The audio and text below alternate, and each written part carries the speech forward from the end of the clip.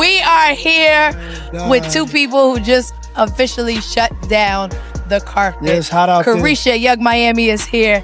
Puff, aka Love, aka Miami just got exposed for allegedly lying. So Sean Diddy Combs' ex-girlfriend Young Miami has publicly denied ever being an S worker after she was named in a lawsuit filed against Diddy. This is more of Lil Rod's allegations that's coming out. In his lawsuit filing, he claimed that Daphne Joy and Young Miami were being paid a monthly If you've been scrolling through your social feeds lately, you can't miss how 50 Cent has been throwing shade at Diddy left and right during his legal troubles. 50's been on a non-stop mission to roast Diddy every chance he gets, with half of his posts dedicated to dragging Diddy through the mud. So, when he recently set his sights on Young Miami from City Girls, it wasn't exactly shocking. Young Miami used to be linked with Diddy romantically, and now she's caught up in some serious accusations of being his partner in crime, putting her squarely in 50 Cent's crosshairs. In a legal complaint filed by Rodney Jones, several big names, including Young Miami, were named as supposedly being involved in Diddy's shady dealings. According to Jones's claims, Young Miami, aka Carisha Romeka Brownlee, allegedly transported a substance called Tuzi across state lines for Diddy. Apparently, this Tuzi stuff is some kind of pink concoction mixing ecstasy and cocaine. Jones also alleges that Young Miami was part of a group of women who were supposedly paid a monthly fee to work as Diddy's workers. As if that wasn't enough drama, Jones throws in another bombshell, claiming that Young Miami's cousin, referred to as Jane Doe 1, allegedly sexually assaulted him back in 2022. She allegedly burst into the bathroom and began groping Jones on Thanksgiving Day. While Young Miami has not explicitly commented on Jones's lawsuit, she's been quick to shut down any talk of her being involved in sex work. This all comes after 50 Cent stirred the pot by sharing an old clip where she jokingly called herself the U word. He captioned the post, saying, "Looks like Diddy has his own problems. Can't keep up with all this drama." This latest twist in the ongoing feud between 50 Cent and Diddy adds another layer of controversy, and it's clear that the drama isn't going away anytime soon. Stay tuned as the saga unfolds and more details emerge about the legal battles and accusations surrounding these high-profile figures. It's okay to be a who, just make sure you're being overpaid. See a sucker, catch a sucker. Suck a sucker dry, you go girl. Young Miami was having none of it, arguing that her words were taken out of context. She quickly responded to the accusations and the clip shared by 50 Cent, insisting that her joke was misunderstood and blown out of proportion. She made it clear that she is not involved in any of the shady dealings or illegal activities mentioned in the lawsuit. "I think this got taken out of context. It's a gay slur. What's up with something my gay cousin always said to me?" She commented on his post. It's a slang that we said to each other. That's what I was trying to explain to Jason. Because he got what I was trying to say. I never sold per day in my life, and I hate how this is getting spun. But the drama didn't end there. Recently, Young Miami got served with court papers related to Diddy's trademark infringement lawsuit while partying at a nightclub. A person claiming to have served the papers to the City Girls rapper in Houston recorded the moment he did so. It's a whole mess involving Charlie C., who's suing Diddy over the use of the phrase "act bad" in his song title and merchandise. C claims Diddy ignored his trademark and breached a contract, seeking a hefty $10 million in damages. According to C, he filed for the trademark back in 2021, and it's live and registered.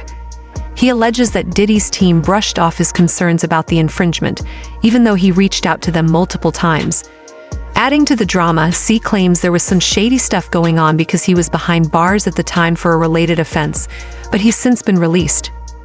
It's all pretty messy, especially considering Young Miami and her City Girls partner JT featured on Diddy's Act Bad, and now she's been roped into the legal battle too. Understandably, she wasn't too thrilled about being served in public, and she made sure everyone knew it when she went on a Twitter rant to share her frustrations. She said, "****, I'm so tired of the internet and people effing with me every day. Trying to serve me some paper over merch that I'm not selling is lame. Like everybody wants to go viral so bad. Let's go viral. I'm tired." This trolling spree didn't stop with Young Miami. Daphne Joy, who happens to be 50's ex and the mother of his child, also got dragged into the drama. Lil Rod's lawsuit against Diddy named Daphne as one of Combs' alleged workers, But Daphne wasn't having any of it. She hit back hard, taking to Instagram to shut down the rumors and accusations in a no-nonsense statement. She called out Lil Rod's lawsuit as a bunch of lies and vowed to fight back. She's not messing around and has her legal team ready to take action against both Lil Rod and his attorney. She said, "I am deeply hurt by the lies in Rodney Jones' lawsuit. The claim that I am a worker is 100% false and character assassination. I am retaining an attorney to explore all legal remedies against both Rodney and his attorney." Of course, 50 Cent couldn't resist chiming in. He took to Twitter and stirred the pot even more by posting a pic of Daphne and Diddy, throwing some serious shade her way. He said, "Guess they thought they could hide forever. You moved a mile away in hopes of having another baby with me, but I was busy. So you moved back and then you started receiving money from Brother Love. Now here we are, little worker." She came back swinging on Instagram saying, "Curtis James Jackson, everything is a joke to you until our safety is compromised, which is happening now. You're wreaking real havoc, frenzy, and chaos into other people's lives. How would you feel if Sire was the one in handcuffs for nothing? We moved to New York to give you the opportunity to be a father to your son, and you saw him 10 times out of the 2 years that we lived. 1 mile away from you, I am tired of upholding and protecting an image to our son that you have never heard." She would continue saying, "Let's put the real focus on your true evil actions of our wording. And Amy, you are no longer my oppressor, and my God will handle you from this point on. You have permanently damaged the last hope I had for you as a father to preserve our family with these last and final false claims made against me. You have broken our hearts for the last and final time." But despite her heartfelt words, it's like nobody's really listening. Instead, people are dragging Daphne left and right, not buying her side of the story at all. So she was fighting for her child to be with his father, but then claims he worded her what human would fight to have their child around her. Let's be real, another user says he worded you, but you moved you and your son to live 1 mile away from him. Yeah. Whatever. And 50 Cent, well, he's not backing down either. His representative came out with a statement slamming Daphne's allegations as false and baseless. According to them, it's all just a reaction to 50 seeking sole custody of their son, Sire. They're making it crystal clear that Sire's safety is their top priority, and they're not messing around when it comes to protecting him. The disturbing allegations and the sworn pleadings recently filed in a court case related to Daphne Joy, the mother of my 12-year-old child, has required me to take all necessary legal actions to protect my son, Sire. The most recent false and baseless accusations by Daphne Joy are clearly in response to my decision to seek sole custody of my son. My son, Sire, is my main priority, and keeping him in a safe environment is my only focus at this time. Now you know this whole mess is only going to fuel 50 Cent's fire even more. He's probably going to be even more fired up than before. Alright, let's dig deeper into the lawsuit and see whose name got dragged into this mess. Among the laundry list of accusations is Diddy allegedly strong-arming Jones into arranging encounters with workers and pressuring him into participating in some seriously unwanted bedroom activities. Not just with these workers, but with others too.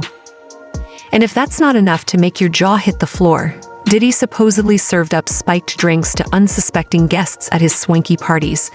According to the lawsuit, there are even screenshots supposedly showing gatherings at Diddy's digs that included underage girls and more workers. Some of these ladies allegedly had their drinks tampered with at Diddy's direction. This legal bombshell also called out some other names, like Diddy's right-hand woman, Christina Coram, Universal Music Group CEO Sir Lucian Grange, and former Motown Records CEO Ethiopia Habtemariam. They're all caught up in this legal whirlwind. Jones says in the lawsuit that Grange, Habtemariam, Motown Records, Love Records, and Universal Music Group effectively worked together with Combs and a RICO enterprise that failed to adequately monitor, warn, or supervise the actions of Combs, his son, and his chief of staff. A RICO enterprise is any individuals or groups that act together to violate the Racketeer Influenced and Corrupt Organizations Act. And Jones isn't just looking for a slap on the wrist here, he's aiming high, seeking $30 million in damages.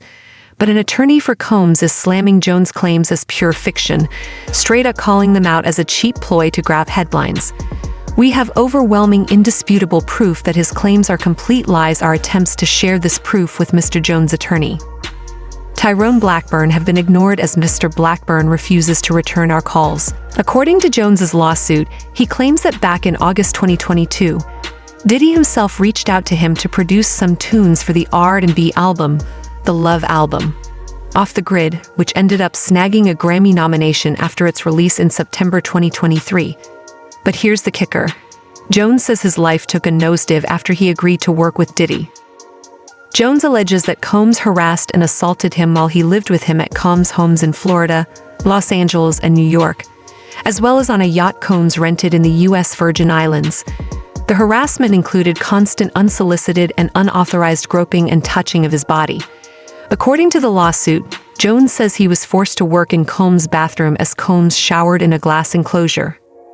When he tried to raise the alarm about Diddy's behavior to Christina Coram, Diddy's right-hand woman, Jones claims she brushed it off as just friendly horseplay, stating that those acts were Mr. Combs' way of showing that he likes you. The lawsuit accuses Coram of aiding and abetting Combs' assault of Jones and of working with Combs to groom him into accepting a homoerotic relationship. Jones also alleges that he was forced to solicit workers and perform sexual acts with them to please Combs. To aid in the alleged recruitment, Combs provided him with an exclusive bad boy baseball cap and required him to wear it to a Miami establishment as a signal to any worker he approached that Combs was in town and had sent Jones to recruit them. Jones alleges Combs, whom he describes in the suit as forceful and demanding, and someone who does not take no for an answer, leveraged his power as one of the most influential people in hip-hop and business to coerce him, including by threatening to inflict bodily harm if Jones did not comply with his demands. On one occasion, Jones alleges Combs forced him to watch as he displayed guns and bragged about getting away with shooting people. Jones was terrified of Combs and felt he could not tell him no, according to the suit. Mr. Combs consistently made it clear that he has immense power in the music industry and with law enforcement, the lawsuit says. Jones says in the lawsuit that he has video and audio evidence to support some of the allegations. The lawsuit says that Combs required Jones to record him constantly, and that on several occasions, Combs took Jones's cell phone to record himself. As a result, Jones alleges he has hundreds of hours of video and audio records of Combs, his staff, and his guests engaging in serious illegal activity. Jones says in the suit that he believes Combs also drugged him on February 2, 2023. He alleges he woke up dizzy and confused in bed with Combs and two workers. In response to a request for comment, Jones's attorney, Tyrone Blackburn, used a Latin phrase, res ipsa loquitur, which loosely translates as the thing speaks for itself, referring to the lawsuit. Jones says in the suit that he was under an implied work-for-hire agreement and was not compensated for the songs he produced on the Love album. As a result, the lawsuit says Combs, Love Records, Motown Records, and Universal Music Group were all unjustly enriched at his expense. Guys, seriously, this lawsuit is off the charts. As we all know before now, Diddy has been sued by 4 women who have accused him of sexual assault. Cassie, whose legal name is Cassandra Ventura, said Combs physically assaulted her and forced her to have sex with men while he got off on it and recorded the encounters. The lawsuit was settled the day after it was filed. The settlement was in no way an admission of wrongdoing. Following Cassie's lawsuit, 2 other women, Lisa Gardner and Joey Dickerson Neal, have alleged in lawsuits that Combs assaulted them. A woman identified as Jane Doe in court documents said Combs and 2 other men raped her when she was 17, and Combs was 34. Those 3 cases against Combs are still pending. In a statement in December, he denied the allegations, saying, "Enough is enough," and called the claims against him false and scandalous. Let me be absolutely clear, I did not do any of the awful things being alleged. I will fight for my name, my family, and for the truth, guys. This is crazy. The accusations flying around could seriously dent Diddy's legacy and his whole business empire. I mean, after Ventura dropped her bombshell lawsuit, 3 of Diddy's former artists came out in support of her. And that's not all. Around the same time, Diddy stepped down from his chairman position at Revolt TV. Then, in December, Hulu pulled the plug on a reality show that was supposed to be all about Diddy's family. And if that's not enough drama for you, in January, Diddy settled his lawsuit with Dio, where he was accusing them of racism. But hold on to your seats, folks, because we're about to dive into the other big names caught up in this legal tornado. First up, We have Cuba Gooding Jr. According to the legal docs that TMZ managed to get their hands on, and get this, he claims that Diddy introduced him to Cuba on his swanky yacht. Let's just say things took a nosedive into uncomfortable territory real quick. Allegedly, Cuba started making unwanted moves on Jones, totally crossing the line, until Jones had to push him away. Jones even tossed in a pic of Cuba hugging him as supposed evidence. Mr. Combs had dominion and control over the actions of Cuba Gooding Jr. and failed to step in and stop Cuba Gooding Jr. from assaulting Mr. Jones, the suit alleges. Now, we all know Cuba's been down this road before. Back in 2019, a bunch of women came forward with some seriously sketchy claims about his behavior. But this is the first time he's dealing with accusations from another guy. In June 2019, things got seriously messy for Cuba Gooding Jr. The dude found himself in hot water after an incident at a Times Square bar where he was accused of getting a little too handsy with a woman. But hold on, the legal roller coaster was far from over. Another charge was thrown his way, but Cuba managed to dodge the jail cell by striking up a plea deal. Fast forward to now. Thanks to the Adult Survivors Act, which is the same law that allowed Cassie to sue Diddy last November, 2 alleged victims of Cuba have come forward with a fresh lawsuit. In this lawsuit from 2018, which the Times got their hands on, a woman claimed that while she was working as a cocktail waitress at a Lava restaurant and nightclub in New York, Gooding forced his tongue into her mouth without her consent. Gooding ended up pleading guilty to a criminal forcible touching charge related to the incident, and this lawsuit filed just recently includes a chunk of the transcript from Gooding's testimony during that whole legal mess. When the judge asked him to describe what went down, he straight up admitted, "I kissed the waitress on her lips," and confirmed that he did it without her permission. In the 2019 filing, Kelsey Harbor spilled the tea, claiming she approached Gooding at the Magic Hour rooftop bar and lounge, hoping to meet the actor. But things took a dark turn when she ended up sitting next to Gooding's girlfriend. Harbor alleged that Gooding, being the total boundary crosser, reached over and decided to get handsy in all the wrong places. She described feeling shocked as she suddenly felt his hand groping her, treating her like she was nothing more than a piece of meat.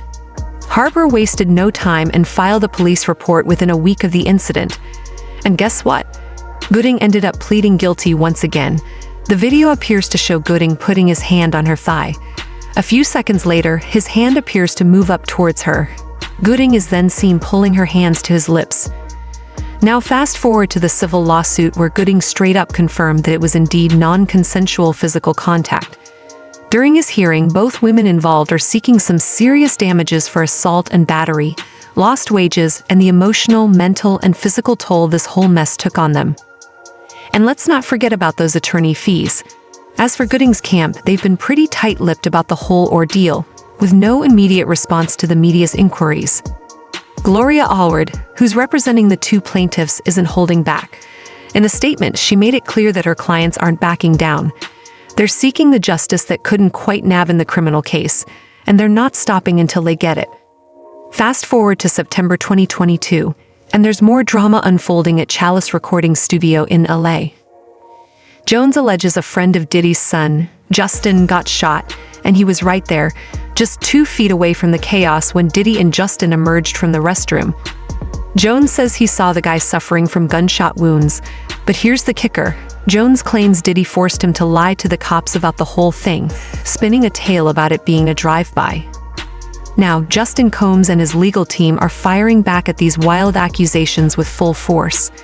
According to a statement from his reps, Justin is flat out denying all of these absurd allegations, calling them nothing but a desperate attempt for a quick cash grab. They are all lies. This is a clear example of a desperate person taking desperate measures in hopes of a payday, the statement said. There will be legal consequences for all defamatory statements made about the Combs family. But the drama doesn't stop there. Stevie J, the Grammy-winning producer from Bad Boy Records, also finds himself smack dab in the middle of these allegations from Jones. According to Jones, Diddy used Stevie J's admiration as part of some grooming process, aiming to ease Jones's anxieties about his sexual preference. Allegedly, Diddy even showed Jones footage that he claimed was Stevie J getting cozy with another man. But hold on a sec. Turns out those screenshots weren't exactly what they seemed. Adult film star Knockout stepped up on Twitter, straight up saying, "It's me," throwing a wrench in the whole thing. And Stevie J isn't staying silent either. He's got his lawyer in the game, ready to handle this mess.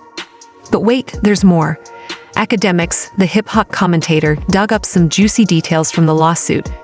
It alleges that Diddy had some intimate relations with a Philadelphia rapper who dated Nicki Minaj and an R&B singer who performed at the Super Bowl and had a successful Vegas residency.